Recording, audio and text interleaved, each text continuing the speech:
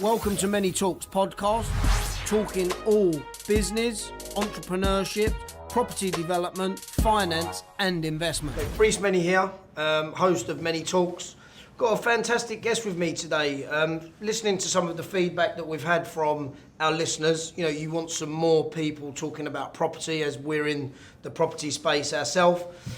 So the people that put on the podcast and work with myself, my back office team, has found a fantastic guest for me today. Been a panellist on Property TV Question Time, live on Sky, so used to a camera, hopefully. So we've got even Maindonald from Melt Properties with us today. Fantastic guest. It's great for you to come in. Appreciate your time today. Good to be here. Thanks for the invite. Fantastic. So, obviously, you've been in the property sector originally from New Zealand. Yeah, that's right. And we've been having a catch up off camera. I mean, what this podcast is about, even is about giving back some value to young entrepreneurs to start off with. Right. But more importantly, as we was talking about off camera, my business, Hunter Jones, is we help high net worth and sophisticated investors look at an alternative in the property market, which we've just been talking about. So it's good to interview property developers, people in the sector, to give an expert opinion back to our listeners. So we thought that you fitted the bill very well. But you didn't start off doing property to start off with. It was more the technology you were selling back in New Zealand. Is that correct? Yeah, so I had an interest in a couple of things from quite an early age. So technology probably before property, but I started thinking about property as an investment actually at quite an early age. Okay. I remember pretty clearly when I was at university doing a class on, which was really just about accounting and financial leverage and understanding the sort of leverage that you can get out of investment in property. So it was something that from a financial point of view was in my mind for quite a long time. But technology I think was my first love. My father's a statistician. He bought a computer home when I was 12 and I started programming that. And so that led to me doing a degree in computer science. I worked in the technology industry in New Zealand. I sold computer systems. Okay. I moved to the UK in 1992. Ended up working for BT. They in an international sales role. Your full family moved over, or just yourself? So my mum is from the UK. She's Welsh. I've got a sort of half of my family up in Mid Wales. My father's a New Zealander, so I've kind of got a half a foot in this country. Yeah. Okay. Or I did have half a foot in this country already, and actually, strangely, I've lived in the UK now for longer than I lived in New Zealand. So, do I belong there? Do I belong here? Hard to say. But we'll let you decide. Well, I love both places actually. Yeah. New Zealand is a beautiful place, but it's a long way away from anything. I miss the kind of the buzz and the connectedness of the UK. So I feel like I'm coming home when I fly into Heathrow, and I feel like I'm coming home when I fly into Auckland. So, fair enough. So talk us through. What was it like growing up as a kid? Did you see you're an entrepreneur? You founded Melt Property in the UK. And it's going extremely well, which we'll come on to. Yeah. But when you was younger, did you have that spark of entrepreneurship in you already? Was that your desire? What was it that you wanted to be when you was younger? I think I have always been a very entrepreneurial individual. My career path was a corporate career path. Okay. I think what was a really interesting revelation for me was BT put me through an MBA program at a Swiss business school called IMD. That was in my late 20s, and one of the things that going through the MBA program really brought home to me is that I fit better in an entrepreneurial environment. Okay. And so I came back into BT, having completed the MBA program, tried to find a role that would allow me to be entrepreneurial and exercise the things that I'd learned, make use of them, and I couldn't find it. I couldn't find that role, and perhaps that's not surprising in a sort of a large structured corporate organisation like BT. And so I decided that I took a job working for a technology startup, which obviously allowed me to be a bit more entrepreneurial. That lasted for about a year. I got out of that with a little bit of money, and I found myself at a sort of a junction point. I had to decide what it was that I was going to do then. It's worth saying I'd made an investment, actually some property investments before that. Okay. I've got a friend in New Zealand who's a property developer. The guy's name's Mike Woodward, and I put some money into some property developments that he was doing, and I'd also backed them financially. So I was sort of, I had half a foot in property by that point in time, but I was really inspired by what he did, and so I guess I had to make a decision. Do I go back to corporate life or do I do my own thing? And I thought, if I don't do it now, I'll never do it. So felt a bit like jumping off a cliff. Yeah, what's that feeling like? I've been there. I mean, a lot of people that are listening, some people are at that crossroads. They're like, should I do it? Shouldn't I do it? Should I wait? Should I wait for somebody to tell me it's the right time? You know, I think starting a business, it's a phrase I've heard from somebody else, but it's like jumping off a cliff and assembling the aircraft on the way down. Yeah. You know, you've just got to get it done before you hit the ground, right? As long as it's flying. And particularly when you come out of corporate life. So I was earning a lot of money. I was travelling a lot. I was earning £180,000 a year. That's, you know, that regular salary going into your bank account, which, you know, for my age and at the time was a lot of money. It just stopped all of a sudden, and it really did feel like jumping off a cliff. I had to somehow find a way to replace that and make the company work. It was disconcerting at first. The flip side of it is that I suddenly had the freedom to make my own decisions. The flip side of that is you become responsible for your own decisions. You know, you can't leave your own company, right? So I think I haven't looked back. I wouldn't change what I've done. It's been a really interesting 17 years. I've learned an immense amount. I didn't know a lot about property development when I started. I know a lot about it now. So in that last 17 years, we've built over 100 properties in London, Gloucestershire and Kent, with end values of over £20 million. We're currently working on 4 projects, and those projects have end values of around £60 million. Fantastic. Yeah.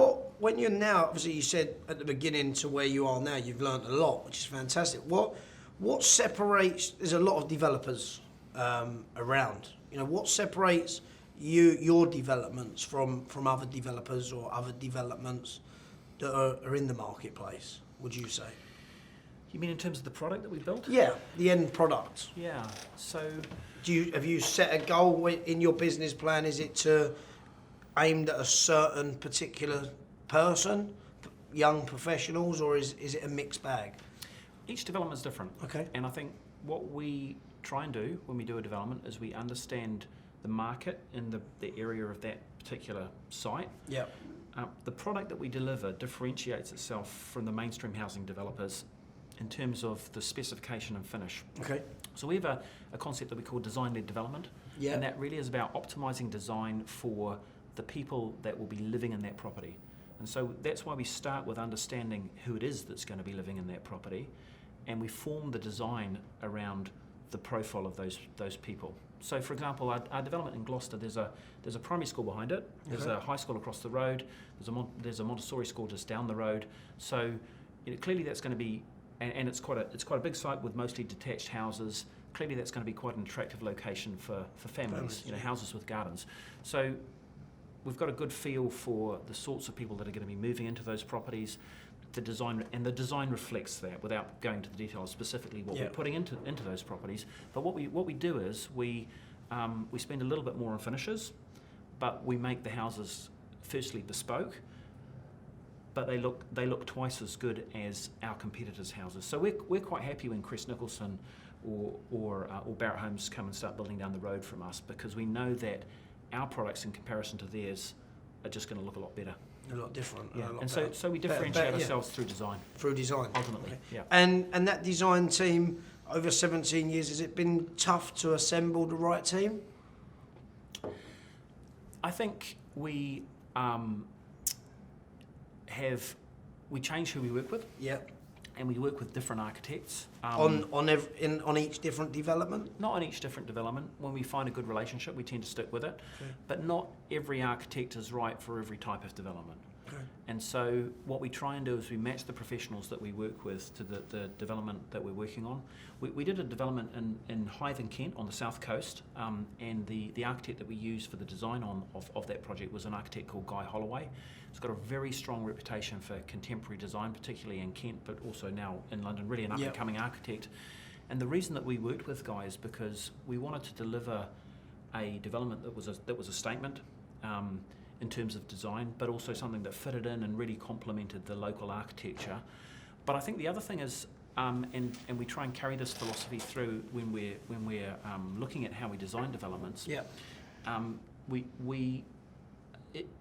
Having Guy involved with that project helped us getting through the planning process, because the planners wanted a design that was sensitive yet innovative and contemporary and fitted in with the local landscape, and I think we really delivered that in a big way. And that we take that philosophy into the design of our developments. We try and deliver buildings that improve the locations in which they're built and have a positive impact on those places from an aesthetics perspective, but also improve the area and improve, are of value to the community. Yeah, adding value to where you're developing. And so actually, for me, it's a really interesting point, because that's what drives me to do what I do. That was going to be my next question. What is it that drives you? Is it to add value? That is exactly what drives me to do what I do.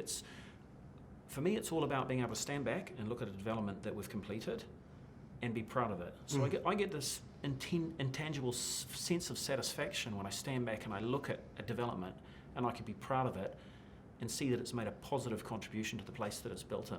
Yeah. There's not, for me, it was really summed up. I did a development out in Gloucestershire, which I completed back in 2005.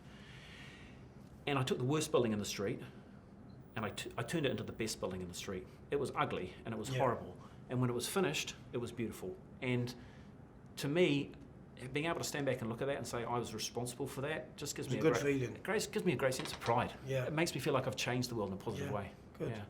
It's a good feeling. So when you first started, was your driver the same then? Was that why you started the business? Because you wanted to add value? Or do you think that your purpose has changed as your business has grown? When I started the business, it was really born out of an interest in architecture and an interest in property. Okay. I've always had an interest in property.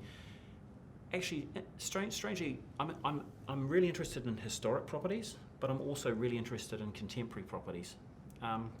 Stuff in the middle doesn't excite me that much. But I did the conversion of a Grade 2 listed Victorian former grain warehouse in Gloucester Docks. Did that cause you a few headaches? It did, but it was an incredibly rewarding project. I can imagine, once it was finished. Yeah, so this building was built in 1866, and I remember when it used to be a grain warehouse. Yeah. We took the windows out, we put new windows in, and we found underneath of this window some grain, obviously come from when it was used as a grain warehouse. But also a piece of newspaper which was about 100 years old. Okay. And so you take that out and there's a piece of history there, and I don't know, just a feeling that you get that you're unpicking history, and then you put this thing back together and you deliver a place where people can live and a building that people can use. For me, that's just really rewarding. And your end goal, so you're a developer, do you sell all of your units at the back end, or do you refinance and retain some of them for your personal portfolio?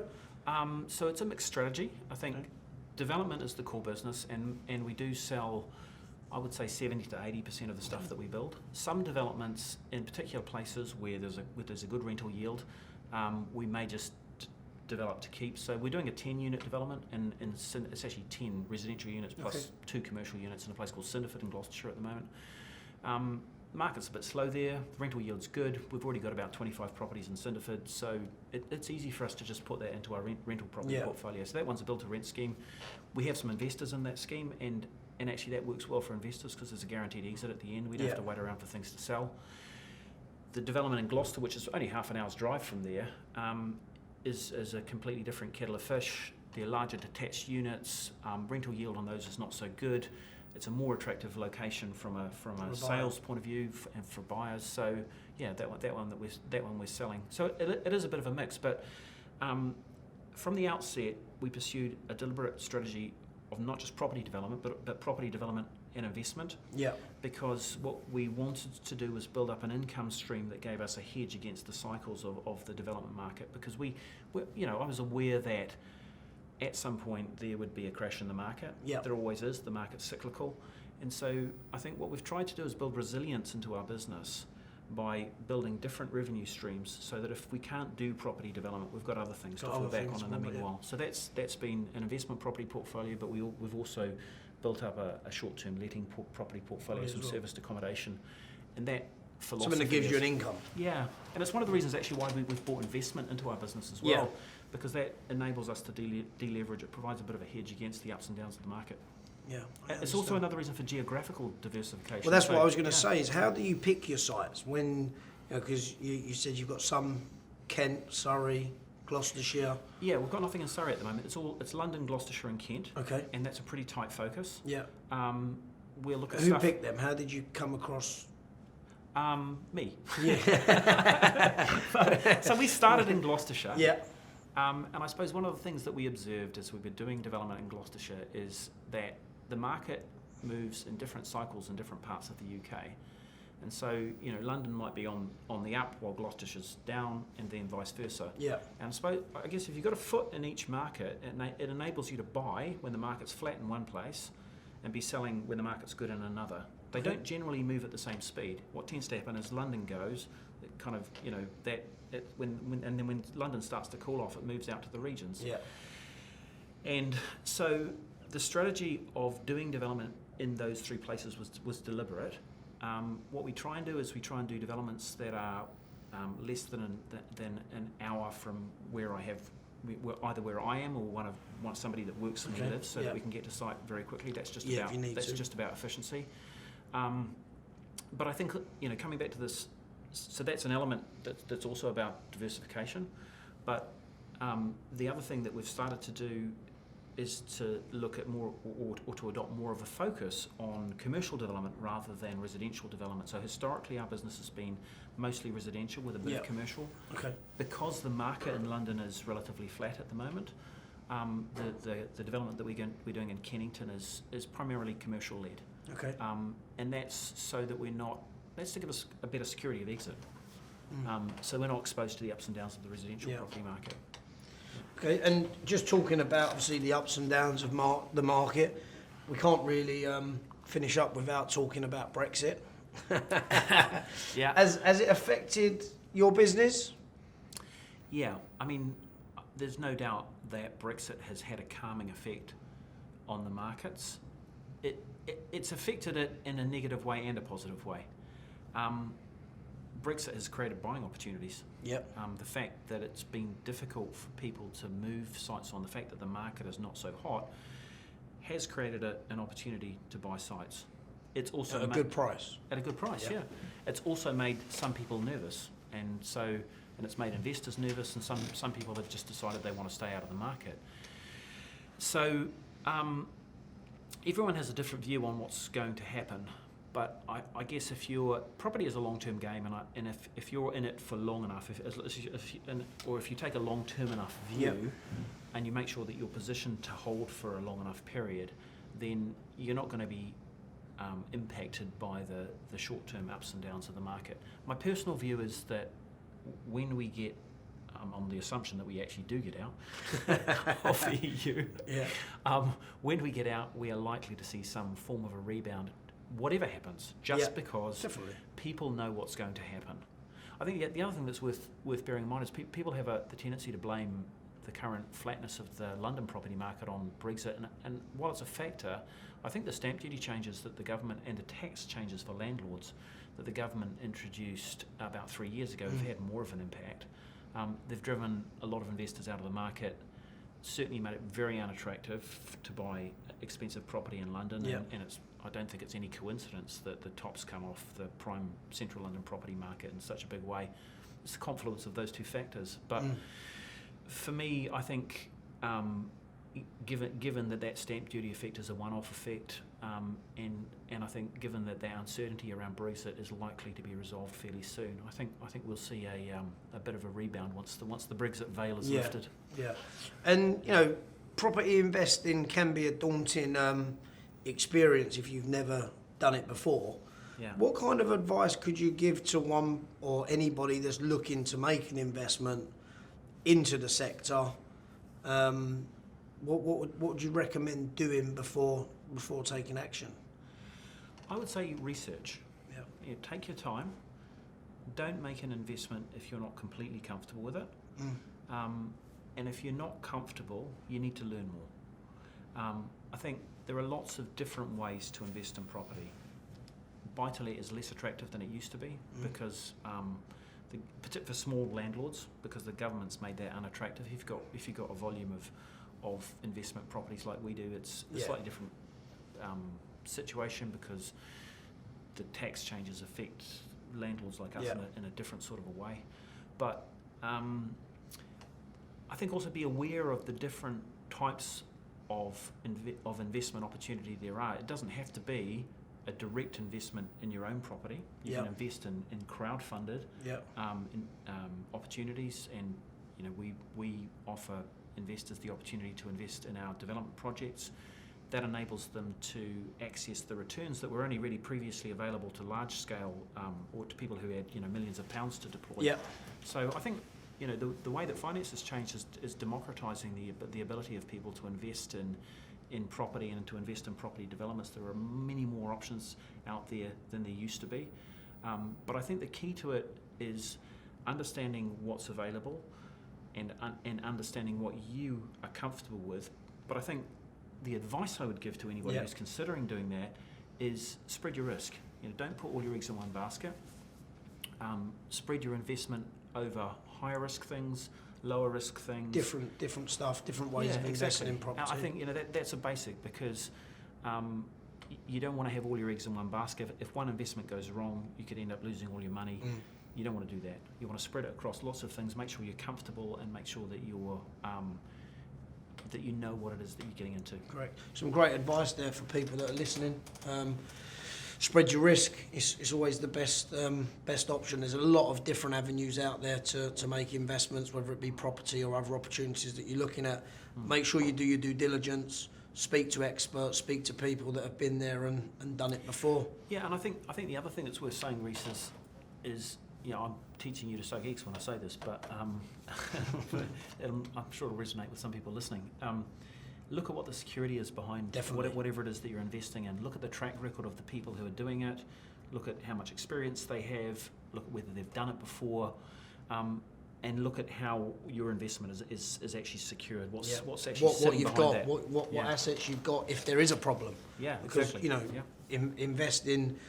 You invest for returns, but you can sleep well at night knowing that you've got ultimate security in what you've put your money into if you've done your research correctly. And the rule in property investment is that whatever backs the asset should be matched with the return. Yeah. So if you make an equity investment in a project, you should expect a higher return.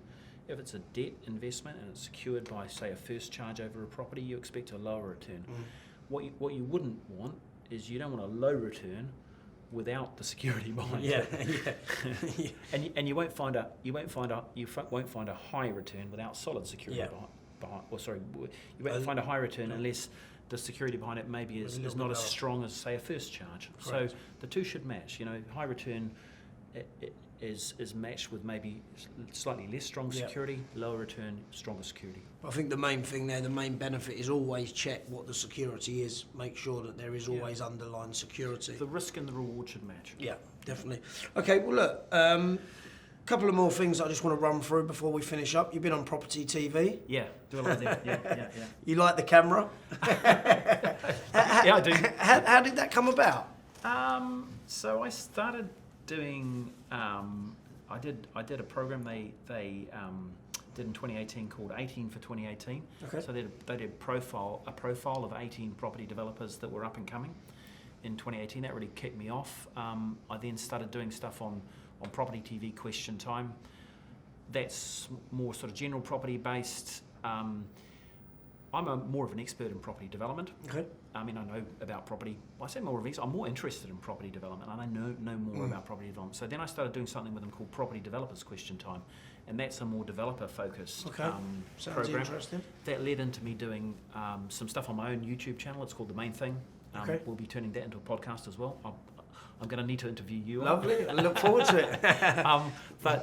it. So and we'll be doing some more bits and pieces with Property TV, different things they're doing. They do a program called Developing Britain, which is about profiling developments as they go through from being a piece of land or a building to a finished product. Yeah. So yeah, I mean we like what they do. It's very obviously very property focused content. A lot of viewers. I think 1.3 million viewers. I think so. Growing. Yeah, no, growing definitely. And the guy behind it, Michael Hammond. I know Michael very well as well. So really interesting nice young guy. I mean, but he's impressive as well for me. Somebody who at his age has managed to build that company, raise the money to finance it. He's got a lot going on, and I really admire him. Yeah. So what's next for you? What's next for me? We're going to be building a much stronger pipeline in London. Okay. The project in Kennington is focused on the apart hotel market. Okay. So that, along with co-living and co-working, are really interesting markets for us. I don't necessarily mean doing completed developments, but developing co-living and co-working projects for other companies who will then operate them. Same in particularly the apart hotel sector. Those two sectors are growing very quickly. So we're going to be looking at doing more of those sorts of developments. I think we're going to be doing some more residential development in and around London, and then I think outside London it'll be more building up the Melt Homes brand and expanding our geographical coverage through partnerships and joint ventures. So if there's anybody that's been listening, anybody that wants to get in contact, wants to know a little bit more about yourself or your content that's out there, obviously you just said about your YouTube channel, what is it for our viewers? Let them know how they look, if you can Google find me, out anymore. Evan Maindonald, you'll find me. I'm on about the first 6 pages of results, so not hard to find. Very active on Instagram, but I'm also on Facebook and LinkedIn. Fantastic. If you Google the company, either Google Melt Homes or Melt. If you look at the website, the Melt Property website, then you'll find me very easily. Fantastic. Well, look, even fantastic to have you on. It's been a great pleasure. I think there's some key takeaways there for our viewers, our listeners, our investors. This was definitely a podcast for yourself. Any questions, feel free to get in contact with myself. I can always pass them on. Thanks again for coming on. It's been a pleasure. Real pleasure, and thank you Thanks for inviting me. No problem. Great.